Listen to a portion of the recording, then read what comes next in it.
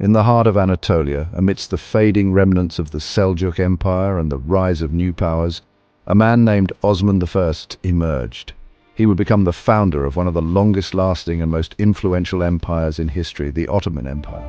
Born in 1258 in the town of Sogurt in modern-day Turkey, Osman I was the son of Ertugrul Bey, a leader of the Kai tribe of the Oghuz Turks. The Kai were part of a larger migration of Turkic people who had settled in Anatolia, seeking refuge from the Mongol invasions in the east. Osman's early years were shaped by the struggles of his father Ertugrul, who was a vassal to the Seljuk Sultanate of Rum. As the Seljuks began to lose power, Ertugrul and his tribe found opportunities to establish their own foothold in Anatolia, and after his father's death, it was up to Osman to continue this work. In the early 14th century, as the Byzantine Empire weakened and the Seljuk Sultanate fragmented, Osman I began to consolidate his tribe's power. But what set Osman apart from other local leaders was his ability to not just conquer, but to unite the various Turkmen tribes under his leadership.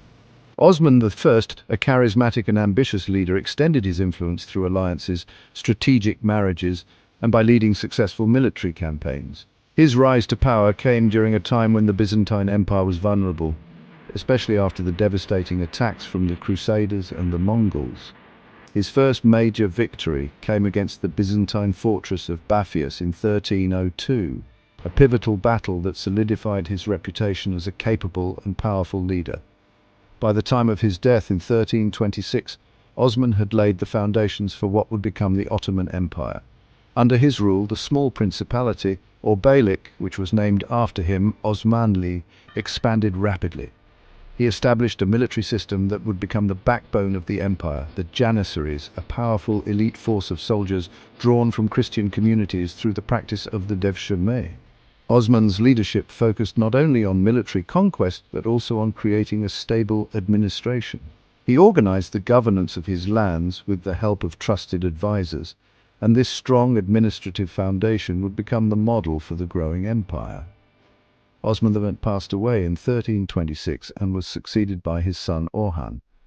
His descendants would go on to create one of the largest empires in history, stretching from the gates of Vienna to the deserts of North Africa and the shores of the Arabian Peninsula. But it is Osman's vision, bravery, and leadership that started it all. He is remembered not just as a warrior, but as a man who united diverse peoples and laid down the principles that would guide the Ottoman Empire for centuries. Osman I may not have known the full scale of the empire that his descendants would build, but his legacy, forged through military victories and careful diplomacy, set in motion the rise of an empire that would last over 600 years and profoundly shape world history. The Ottoman Empire would endure, and Osman I would forever be remembered as the founder of one of the world's greatest empires.